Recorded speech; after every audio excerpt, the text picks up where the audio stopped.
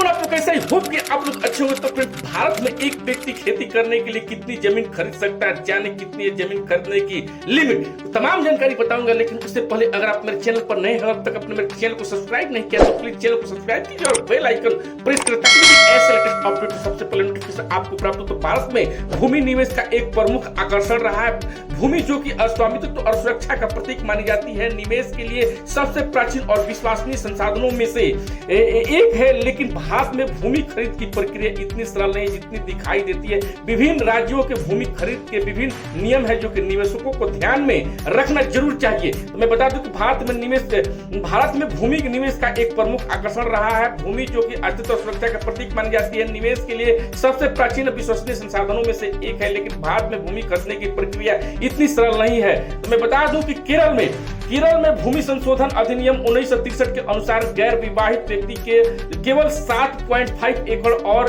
एक 5 सदस्य वाली परिवार को 15 एकड़ जमीन खरीद सकता है।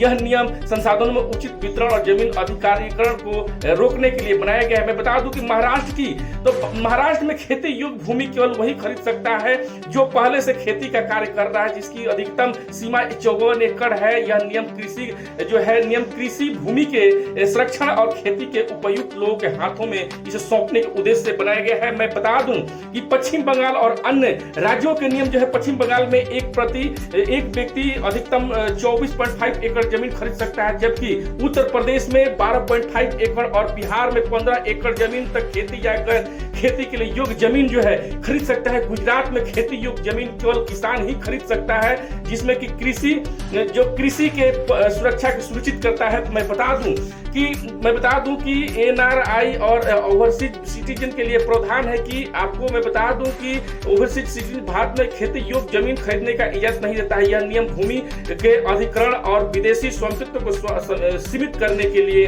हालांकि विरासत में जमीन देने की संभावना जैसे निवेशकों को वैकल्पिक रास्ता खुले रहते हैं। तो मैं बता दूं कि ये जानकारी आपको कैसा लगा, क्योंकि भारत में आप जमीन लेने के लिए कुछ रूल बने हैं तो उसका पालन करना जरूरी है। तो ये जानकारी कैसा लगा कमेंट करके जरूर बताएं। ऐसे लेटेस्ट अपडेट के लिए आप मेरे चैनल को सब्सक्राइब कीजिए। जय हिंद, जय बिहार।